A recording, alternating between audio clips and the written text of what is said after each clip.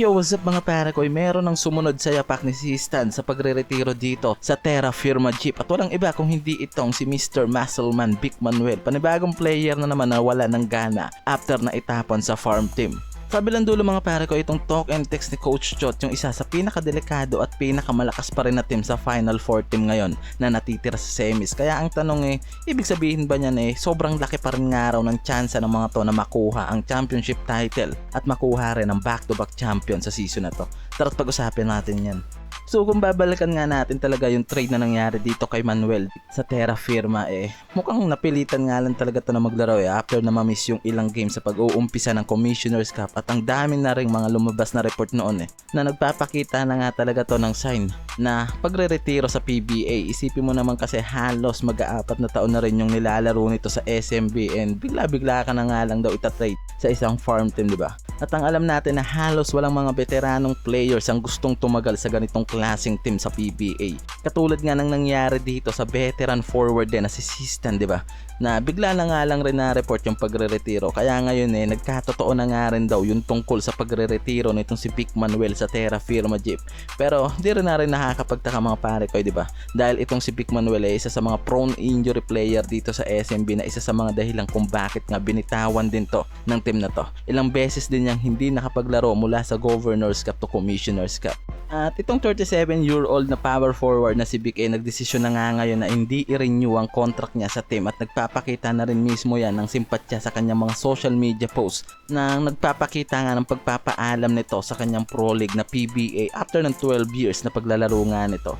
At ngayon nga ayon mismo sa report ng Spin.ph nagdesisyon na nga talaga yan na hindi i-renew yung contract niya sa Terra Firma Jeep and hindi malabo nga raw na ang kasunod niyan ang pagre-retiro na rin mismo nitong si Muscleman.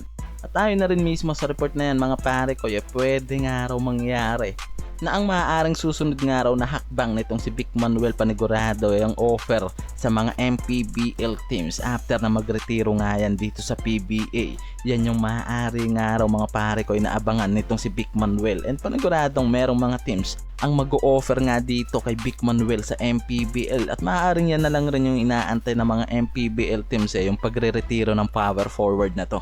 Sa kabilang dulo mga pare ko, isa pa rin sa pinakadelikado at pinakamalakas nga raw na team dito sa semi-final game sa mangyayari itong team ni Coach Chat na talk and text and malaki pa rin nga raw yung tsansa na makuha ng mga to yung championship games ngayon.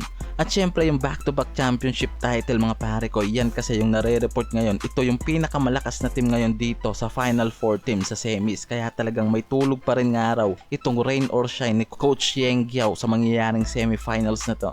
Pero syempre alam naman natin na hindi rin papayag basta-basta itong Ross at kitang-kita nga raw sa naging kampanya ng mga to na gustong makabawi sa semifinals after na tatlong magkakasunod na malaglag yan sa semifinal games. Kaya kailangan nga raw talagang ng mga to na makakuha ng isang blockbuster game para talunin itong talk and text na isa naman talaga sa pinakamalakas na team ngayon.